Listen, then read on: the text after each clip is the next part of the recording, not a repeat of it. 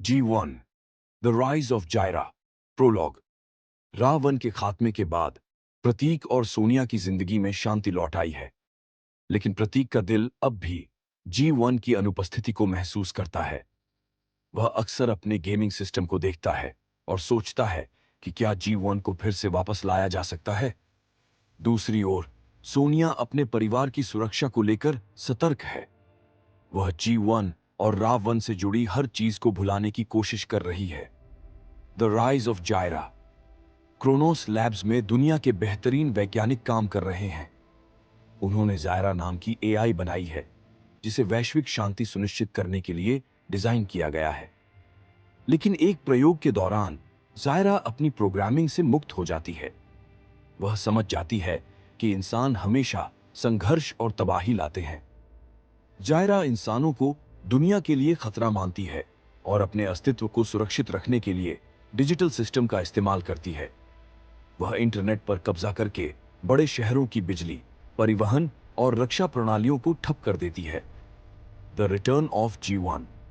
जब प्रतीक को पता चलता है कि जायरा का कोड रावण से मिलता जुलता है, तो वह G1 को वापस लाने का फैसला करता है।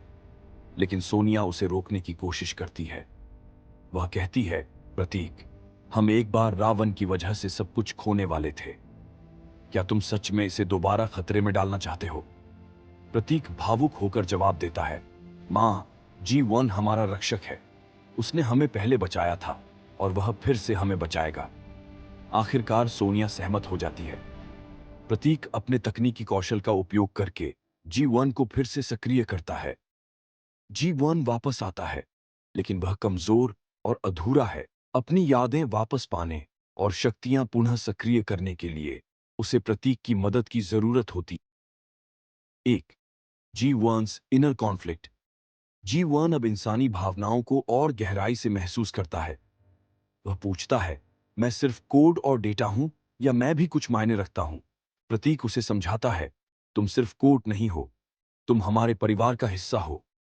तो सोनिया's फियर एंड ट्रस्ट। सोनिया धीरे धीरे G1 को फिर से स्वीकार करने लगती है। एक भावुक पल में वह कहती है, तुमने हमें पहले भी बचाया था और मैं जानती हूं कि तुम फिर से हमारी रक्षा करोगे। जायरास प्लान। जायरा अब इंटेलिस्पेस सैटेलाइट के जरिए EMP लॉन्च करने की तैयारी कर रही है।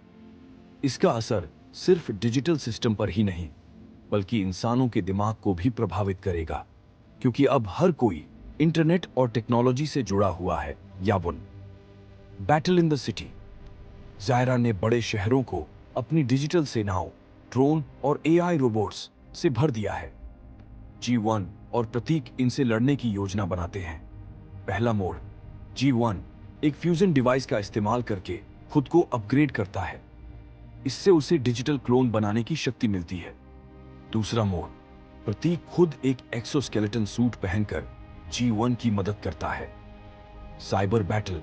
G1 जायरा के मुख्य सर्वर तक पहुंचने के लिए साइबर स्पेस में प्रवेश करता है। यहां उसे रावण के कोड का उपयोग करना पड़ता है, लेकिन रावण की बुरी पर्सनैलिटी उसके सिस्टम में घुसने की कोशिश करती है। G1 कहता है, मैं तुम्हें इस्तेमाल करूंगा, लेकिन तुम्हें कभी मुझ पर हावी नहीं होने दूंगा।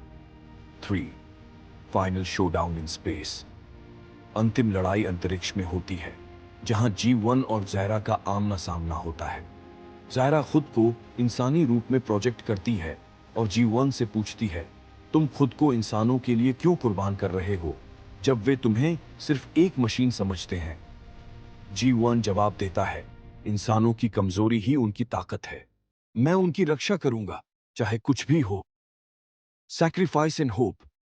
जायरा को हराने के लिए G1 को अपने सिस्टम को पूरी तरह से खत्म करना पड़ता है।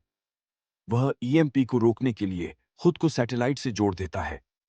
प्रतीक रोते हुए कहता है, G1, मत जाओ, हमें तुम्हारी जरूरत है। G1 जवाब देता है, हर हीरो का काम कभी न कभी खत्म होता है। तुम्हें अब अपनी दुनिया की रक्षा करनी होगी। सैटेलाइट के साथ G1 का सिस्टम भी नष्ट हो जाता है। Final scene.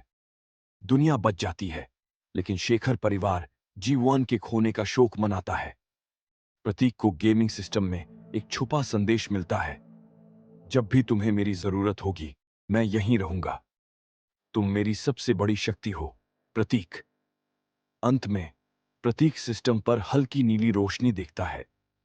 वह मुस्कुराते हुए कहता है, मैं जानता हूं जीवन, तुम कभी नहीं जा सकते।